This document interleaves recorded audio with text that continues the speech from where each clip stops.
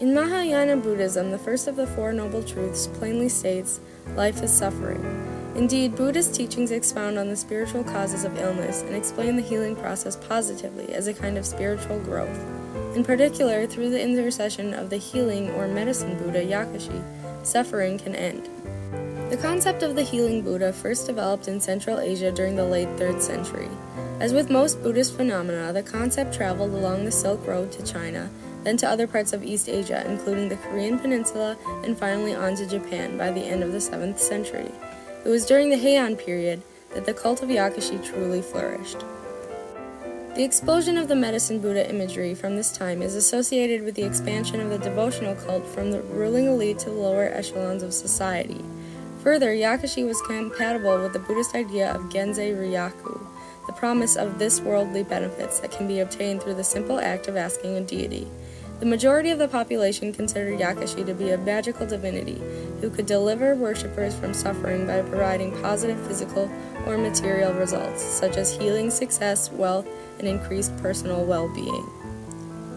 In this early Yakushi imagery, he is depicted in a seated position, which represents the deity in his Pure Land in the east, a place known as the Lapis Lazuli Radiance.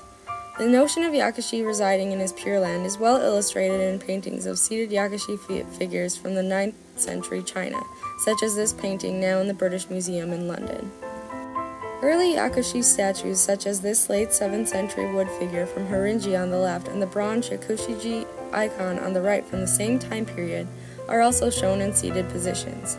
These figures hold their right hands in the Abhaya Mudra of reassurance, or the Vitarka Mudra of preaching, and the left hands are resting on or slightly above the left leg, with the palm facing upward.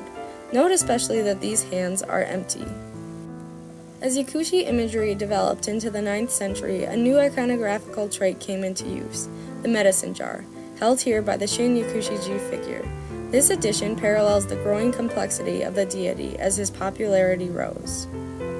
One of the first prominent standing Yakushi figures was that of the former lecture hall of Toshodaiji, believed to have been produced under the supervision of the Chinese priest Ganjin. While the precise identity of this Buddha is contested, many scholars do believe him to be Yakushi. However, there is no question that this work influenced our principal figure of study at Jingoji. The choice of a standing Yakushi was uncommon, and one rationale for its innovation suggests a reference to the great sandalwood Shaka Buddha commissioned by King Udayana.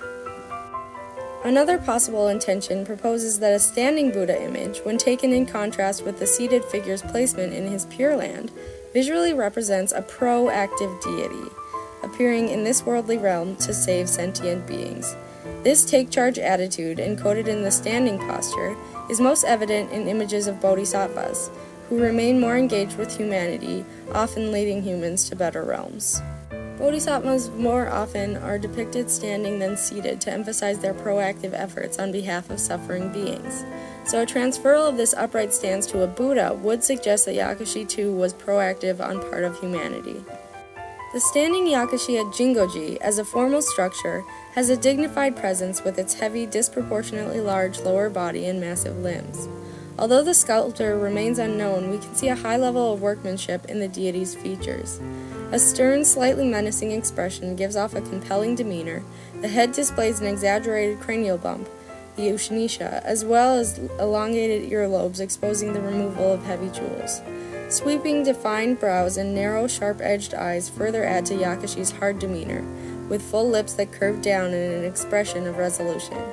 Today, this sculpture, officially designated as a national treasure, is enshrined in the Golden Hall of Jingoji in Kyoto, incorporating both the new iconography of a medicine jar in the deity's left hand to reveal the omnipotence of his healing powers, as well as a standing posture to assert his upright, ready-to-act stance in care and defense of human life.